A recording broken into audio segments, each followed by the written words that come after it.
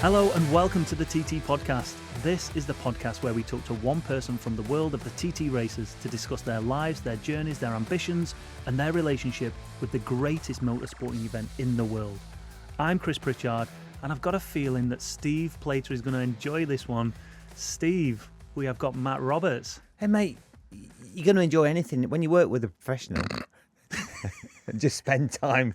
No, good guy, Matt. You know, I'm looking forward to this one. He's had quite a varied lifestyle with his commentary and doing his different things to earn some money and what he enjoys. So it's going to be a good one, mate. Yeah, and slightly different in the fact that this is probably the first person that we've had on, if I remember rightly, that isn't a team manager or an actual racer. Yeah, a little bit different because you can't reference any results or anything else. But I think it'll be of interest. I've spent some time with Matt. Obviously, you know, it makes a nice, pleasant change for me to work with a professional, of course. But at the TT with the commentary, he's a good guy and likes a beer. Listen, if we can trip him up at any point, and I can, you know, because he's basically holding the job up for me right now. Right, shall we get him in and see what he's got to say? Let's listen.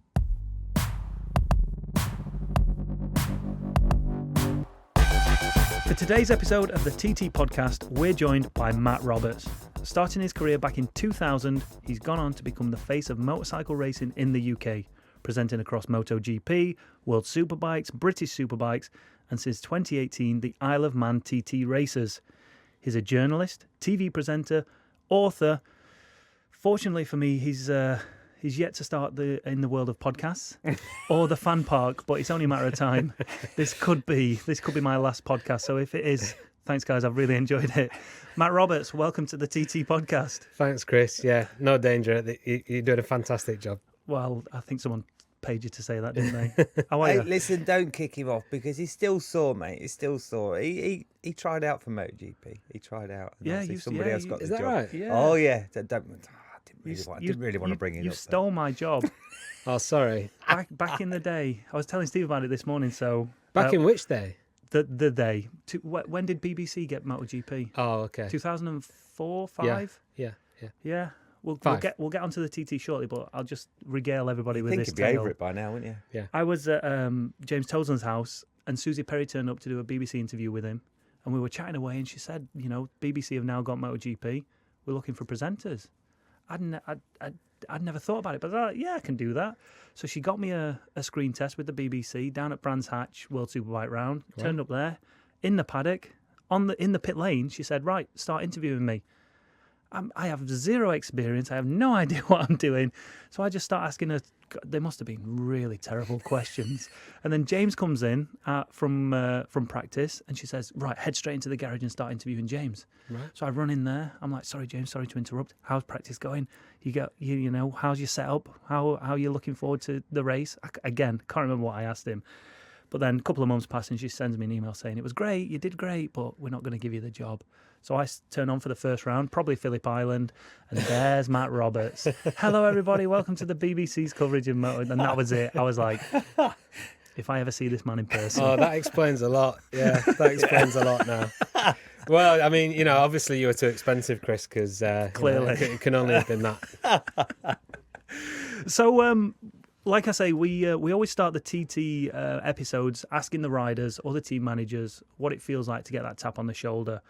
Now, during that period of those riders lining up to go and setting off, you're normally stood in front of them somewhere with a microphone, and you've only really got one chance to say that line that you're going to say before they go. So are you actually thinking about what the riders are doing, or is it solely thinking about what you're doing and the TV work? Well, that's a good question. I'm trying to think about what the riders are doing, because obviously when you're doing the little grid walk there, talking to them, the last thing you want to do is put them off or say something that's going to be out of turn, or you're very aware of that. And also you're very aware of how loud you might sound. You know, that sounds like a stupid thing, but it's so quiet on the grid, actually. There's a bit of a hush falls around, isn't there? And I'm always conscious that I'm sort of running around barking and, you know, saying things that are really not that relevant to the moment. But yeah, I'm trying to be respectful, obviously. But, you know, more and more now, the guys, I think, understand the importance of speaking for the sponsors, for the TV and for everything. So they're prepared for it. And I think with knowing that now, I think I feel more comfortable doing it. But it's quite a special privilege to be able to be the person asking them questions at that point. So how does it feel compared to you? Like, we'll go back through your career because I find it fascinating how you got into it, what you've been doing, and how you've gone on to be hugely successful. But how does it compare to British Superbikes, World Superbikes, and especially MotoGP? The starting before the riders are going off to race. Yeah, it's completely different. I mean, I obviously listened to the podcast and listened to the way that the guys talk about it. I was listening to John McGuinness the other day talking about that moment and how it is different. And I think we all know why it's different. It's obviously it's something very special. There's an element of risk that's there that's bigger than it is at those other events, and that gives it an extra, I suppose, gravitas in that moment. And also, the TT is something that for riders comes around once a year, so they only get that one chance. So all the kind of preparation that they've done over the year and the expectations that they put on themselves to perform, it has to happen right then. So I guess it's kind of like a concoction of emotions for those guys, and you can feel that. You guys have obviously you've ridden it, Steve, and you've been there this year, Chris, and before as well, where that atmosphere is unique. It's you can cut it. It's something really special. Yeah, I mean, like you say, I've been there a few times and I've never raced, but there is something in the air that you just cannot explain unless you've been there. Even as a fan, even as someone who did a little bit of work there, you can't really explain it, can you? No, it's funny, the helicopter's up above you, and you're like that moment, and everybody knows once that happens what's coming, and just catching people's eye. Whether it's a rider or whether it's a mechanic or it's a colleague, you just look at each other and you just know there's something special's about to happen. And there's nothing quite like it. There is still a buzz, obviously, on a BSB grid or a MotoGP grid or a Superbike grid, but it's different. Hey, Steve, did you see that? I interviewed Stuart Higgs at the start. I think it's of the senior, actually, the last day, because I think you'd gone off to do was it World Superbike? Yeah. And I interviewed Stuart Higgs, and I think it's fair to say that Stuart Higgs, obviously the head of the British Superbike Championship, who I think it's fair to say is a little bit negative towards road racing. Really, it's not really his passion, and especially the TT. But he was there this year as a guest, and was kind of quite blown away of the atmosphere on the grid. And he said was quite in awe of it a little bit as well. Yeah, quite special. Yeah, I think if you can convince Stuart, then you can convince anybody. But our colleague Cam Donald put it best when he said, "It's not what you see, it's not what you hear, it's what you feel." And that's the TT for me. I think all around the course, but nowhere more so than on the start line before they go. Absolutely. So let's take you back to your start line in getting into your career of journalism, I guess. Yeah. So you went to Huddersfield Uni. Yeah. That where it all started? Was there a passion there for motorcycling beforehand, or was it solely journalism? So I studied Spanish at uni, at Huddersfield Uni. And did you? See, no, I'm just saying. I thought you said same. See. No, that's as far as my Spanish. Hacemos en español entonces, ¿no? Sí. Café con leche. Por favor. Yeah. La cuenta, por favor. But when I did my third year, so you do a year out in Spain, right? And I went off to a little town in the north of Spain to do my third year out, and that was the year that Alex Crivier won the 500cc World Championship 99. 99. Yeah, and so I watched loads of it on TV that year, because I was kind of on my own and spent a lot of time in front of the telly learning Spanish, and reading the sports papers as well, because I'm a massive sports fan.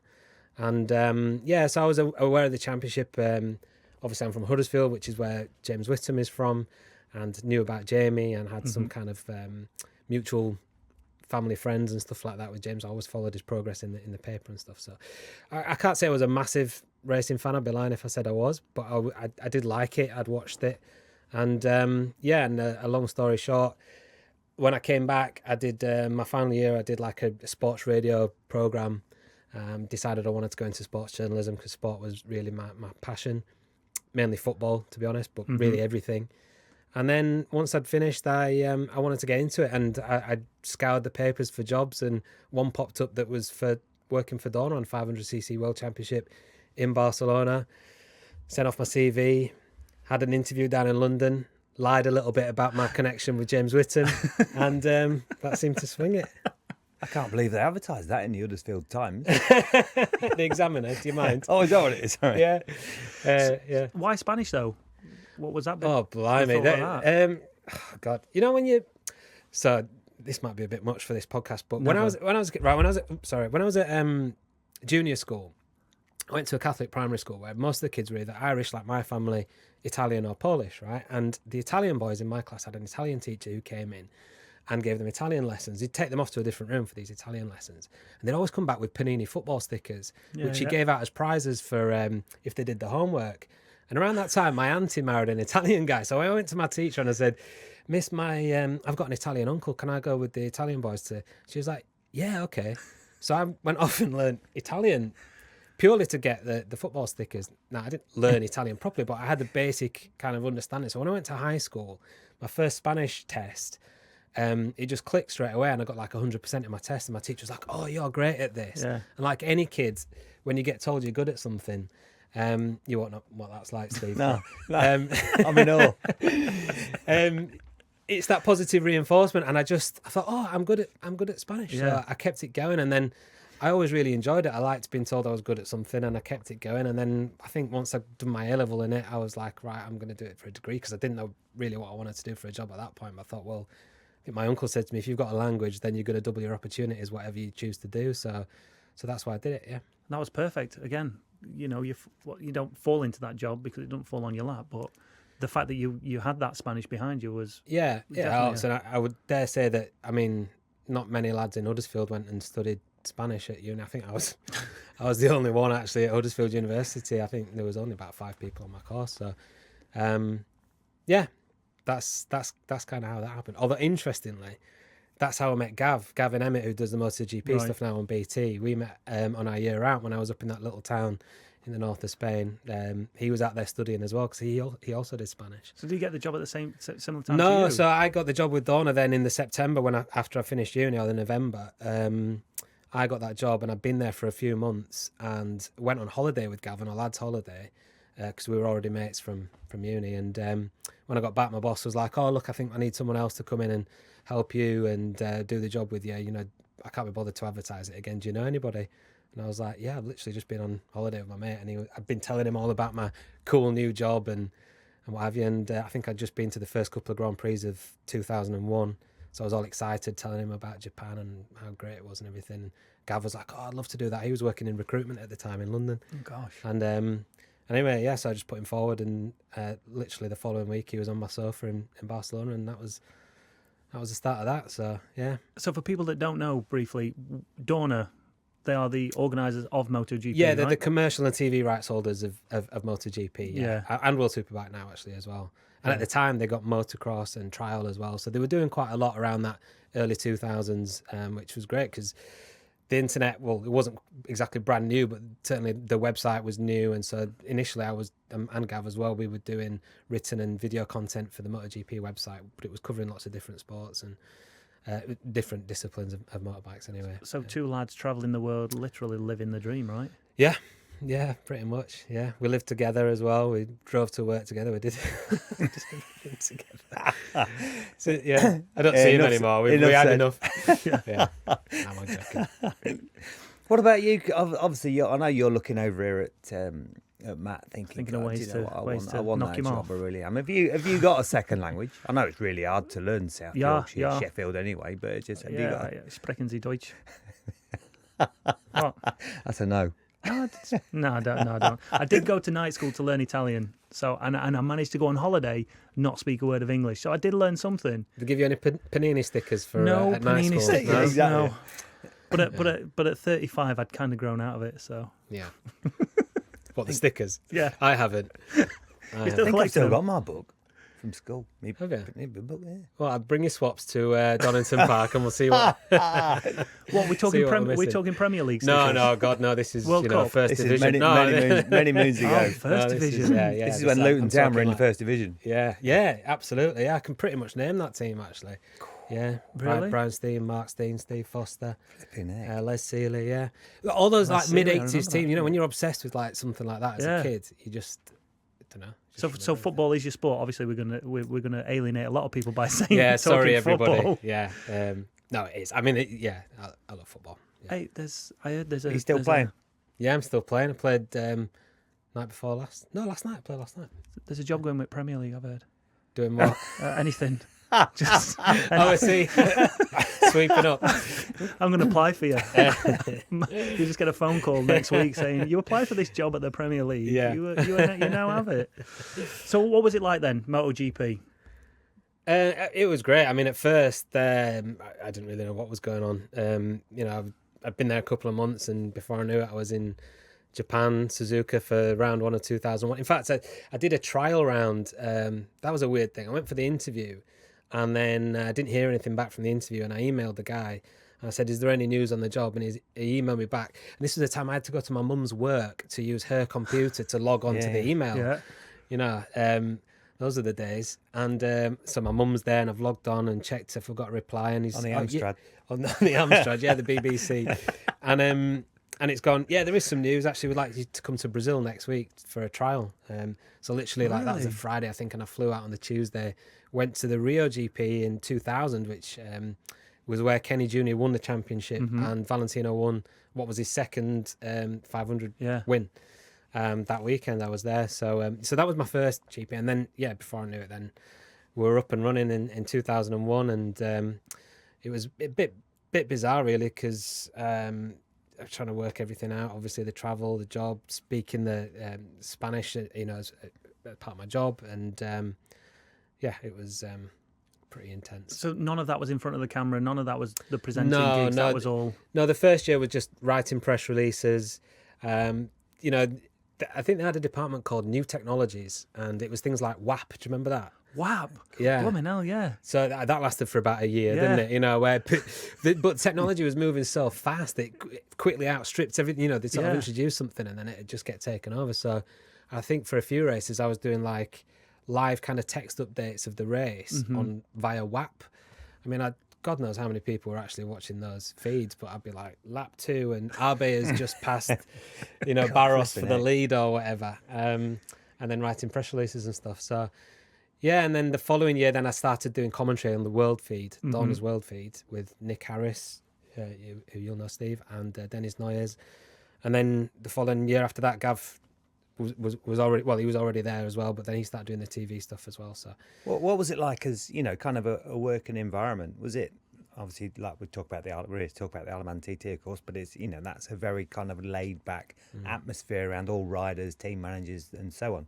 What was the GP paddock like then? It was probably more open than I thought it was. I think I probably had a bit of imposter syndrome at the time where I didn't dare go up to people. There were great people working there, like Jeff Crust was the manager at Marlboro Yamaha at the time, and if I'd had more confidence, probably I would have gone up to them more. And I don't know, it was, I was just a young kid straight out of university. Just a bit green, and I look back now, and everybody says it was it's much more closed now, and in lots of ways I think it's more open, but that's probably because of the relationships that I have, whereas at the time I didn't really have any, and I wasn't particularly confident like that in terms of going up to speak to people or whatever. So but when I think back, God, I used to just go and knock on people's door for an interview, Gary McCoy, Max Biaggi, all those guys. Nothing was ever set up or arranged. You just kind of just walk up to them. So who was the worst? Different. Biaggi. Oh, really? Yeah, he was different. Oh, and Troy Bayliss was tricky too. I mean, Troy came to GPs in, I think, 04? Oh, flipping it, yeah. 03 or 04. And I used to have to, one of the things I had to do for Dorna was, so to try and make MotoGP more popular around the world, one of the things we did was I'd go around with an MP3 player and record interviews with guys from different countries. Yeah. And then we'd send the interviews out to the private radio stations of those respective countries. So Mika Kallio's in 125s, I'd go up and interview him in Finnish. Obviously I wasn't speaking Finnish, but he was. And then we send the files off to Finnish FM or whatever. Whatever it was called. I think it was called Finnish FM. That's a different kind of radio show. But we did it with Troy, and one time he was signing. Do you bleep things on this show? No, it's fine. Okay, say what you want. So he's signing all these little replica mini, the diecast, diecast Ducatis. He was signing them, and I went up and I was like, "Oh, Troy, is it all right if we get a quick word?" And he goes, fuck off. And I was like, all right. No, seriously, is it all right? And he goes, I told you to fuck off. Really? Yeah. And I was like, right, okay, I will. So I left it. And then things like that had happened. And then obviously I didn't dare go back to him, really. To be honest, he probably laughed his head off. When I walked out of there, he probably laughed to himself. Or maybe he was stressed, or maybe he was having a difficult day. I don't know. And he's a great guy, lovely fella. But I think it's fairly well known that he didn't always appreciate the media that much. Mm-hmm. I didn't know that. Seriously. Didn't you? No. Maybe it was just me. But no, just Matt Roberts. I don't think he enjoyed that side of the job. I mean, like, look at him now and that's he's got his kid in World Supersport now, and he just doesn't want to do any TV, and that's great. That's because he doesn't want to stand in front of his kid, and be or for Ollie to be Troy Bayliss' son. So I think that's certainly certain Australians probably don't quite like. There's a few that don't like it. So you become a commentator on the World Feed. Again, is it like a career path you're looking at and going, I can see myself moving into TV? Was it anything you wanted to do or not? No, not really. Not at that time. Just kind of fell into it. Yeah. No, I didn't. I just, whenever I got a chance like that, I just did my best. Honestly, like, sounds a bit corny, but I did. I just tried my best at it, and then I thought, maybe I could do this. And then. So what happened was then... So actually, you know what? Gav did the BBC in 2005. So BBC came in 2005, but they were half in a way. Yeah. Sorry, 2004 they were half in. They took World Feed highlights, showed highlights. And then in 2005 they came in with Susie and a live show. And Gav was still working for Dorna. He was the World Feed pit lane reporter, but they kind of pinched him. And he was the race reporter for the Beeb for 2005. And by that time I'd actually left Dorna and gone back as a freelancer. That's a long story, but so I was doing that. And then at the end of 2005, Gav got offered kind of a promotion at Dorna. He got made a director, which meant that he couldn't do the pit lane stuff for the BBC anymore. So he came to me and he was like, look, we didn't come to me because we were sat in the same room all the time, but he said, I've got this chance to be a director at Dorna, and it means I can't do the BBC stuff anymore, but I get to decide who does it. So do you want to do it? So... That's what you were missing, you see. If you'd have just met Gav... And spoke Spanish. In 1999. See. That's... I mean, You've been beating yourself up all this time, Chris, and you didn't realise that's all it was. I was only 16. In 99? Yeah. Yeah, probably. Get over it. People would have wondered why you were out there. He was making sandcastles on the beach. So what was the experience like now being in front of the camera? Did you enjoy it, or again is it just like a job? Because for me, like, I want to be able to, and not entertain people, but let people have a good experience through this podcast, or whether it was a fan park or whatever. Yeah. But you've kind of just fallen into it. So at that point, are you like, right, I'm a presenter now? Yeah. There's a bit I've missed out here. Here we go. And I always miss this bit out when people ask me about it. When I first graduated from uni, this was the era of like when reality TV was first started. You applied for Big Brother, didn't you? I didn't apply for Big Brother, but I applied for a different show that was similar to Big Brother, and a lot of the same people did. Apply for both shows. Hold on, what show was this? It was a show called E-Trippers, and it was on cable TV. It was on a channel called Rapture TV, which was... I vaguely remember that. Yeah, they did a show called Clubland, which was on Channel 4, which was just like, wide angle fixed shots of people off their faces clubbing. But they then produced this travel show, and it's long and complicated, but... We've got time, mate. We've got time. Yeah, so the idea, it was way ahead of its time. So what they did was I held auditions, and I managed to get down to like the last 6, and they paired us up into 3 pairs of 2. And they gave us a laptop, a mobile phone, and a video camera. And as part of the audition process, we had to say somewhere in the world that we wanted to go and why. And I'd said I wanted to go to Buenos Aires to see Boca Juniors play because, since I was a kid, I was a Maradona fan. And so the idea was they put me with somebody who'd picked a different place, and we would have to travel from that place to Buenos Aires. Yeah. And they actually, when they rang me to say you've got the gig, they said, "Oh, do you know who we've put you with?" And kind of already I was thinking, okay, what's going to be interesting TV wise? And there was a guy who was on through the audition process who was super camp, Chinese guy with a blonde Mohican.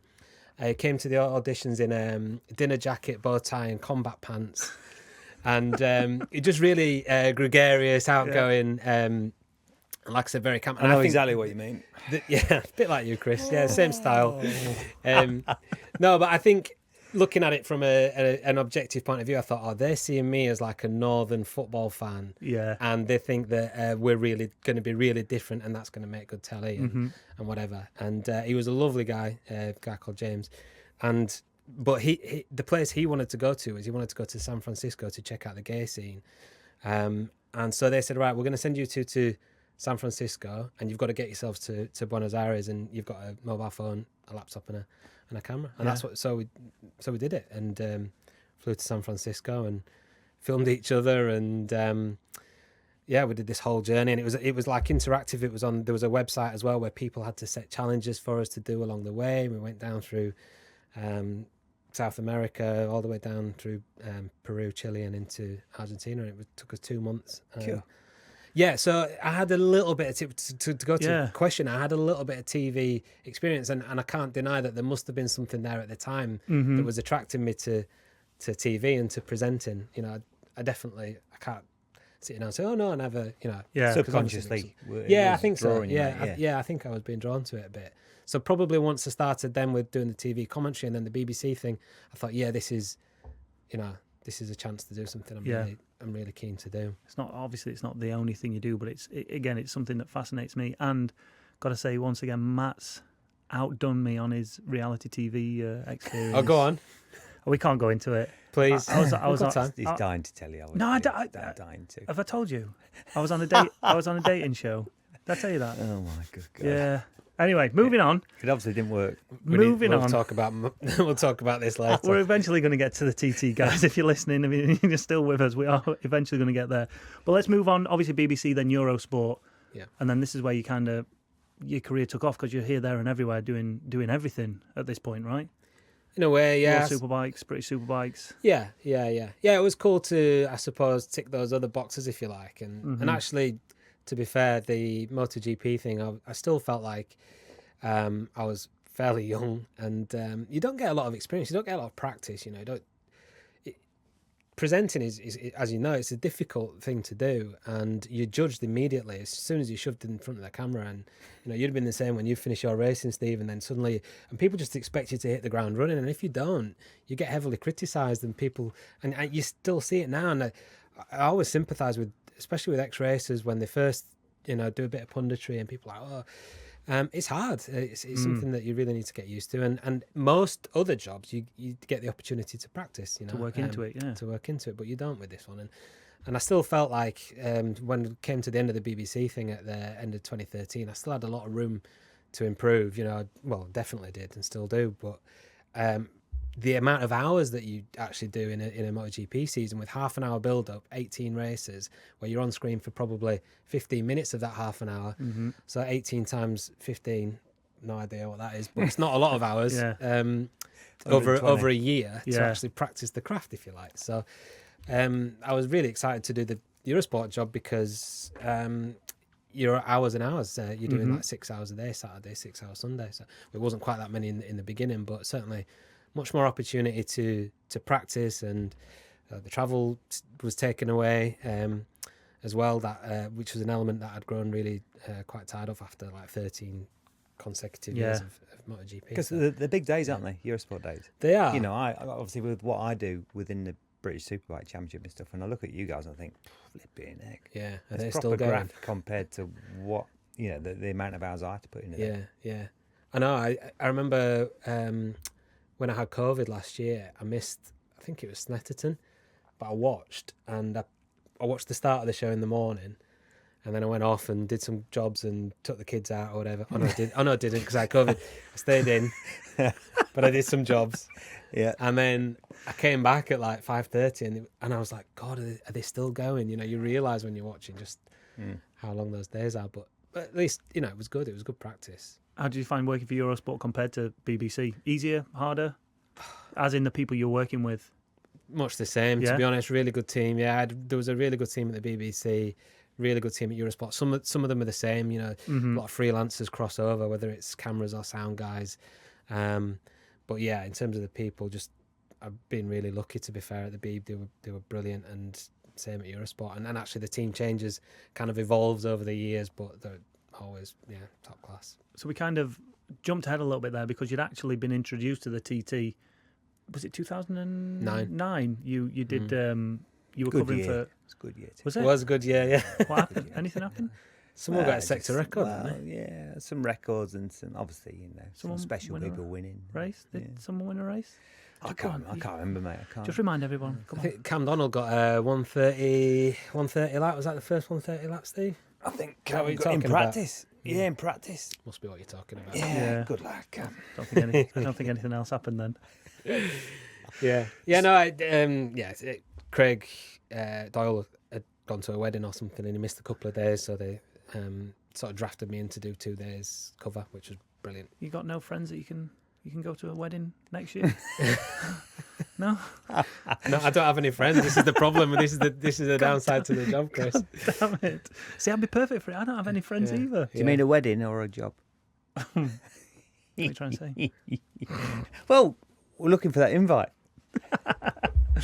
So 2009. How aware of you are you of the TT at that point? Oh, very, very. I mean, to be fair, like I said, I wasn't massively into motorcycle racing before I started working. Yeah. But then it became a 24/7 thing. You know, I was obviously doing the GPs for years and just completely immersed in it. So whether it was superbikes, TT, I was watching everything I could. When I got the call to nip over to do the TT, I was massively annoyed. And again, that imposter syndrome of being in a paddock where you don't really know anybody and you're looking up to these guys and they don't know who you are. And, you know, at the time, the likes of Steve, Guy Martin, Cam, John McGuinness, obviously, all these guys, you're looking and it's intimidating. You know, it was intimidating. You're just in awe. Like, I still am, really, but. Not with Steve though, but that's amazing when you probably go back to the MotoGP paddock and you'd probably see Rossi walking down and you'd get used to seeing him and you'd probably be able to say hello to him. Yeah. And then you go to the TT and you're in awe of the likes of these guys. Yeah. That's, Much like the likes of Valentino are when they go to the TT. I guess so. Yeah. There's so much respect, isn't there, between the riders in the different massively, disciplines. So with that, you don't.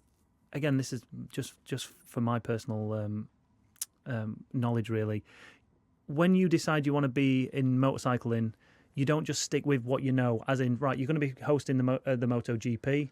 We're just going to look at that. You kind of go down every alley of motorcycling and kind of investigate it and find out what's going on in the world of motorcycling, not just MotoGP. Yeah, well, I think you got to, haven't you? Like, there's a bit of crossover with riders coming, crossing paths and stuff like that. But anyway, I'm a sports fan anyway, and I think, motorcycle racing is one of those sports where, and I do think most sports are like this. If you actually sit down and watch it properly, you're going to get hooked on it. You can't not. The amount of people family members of mine who started watching MotoGP when I was doing it, who still watch it now because they got hooked on it at the time, especially like the Simoncelli. My sister's like obsessed with Simoncelli, and she would have never watched motorbike racing if it wasn't for me working in it. And a few of my friends are the same.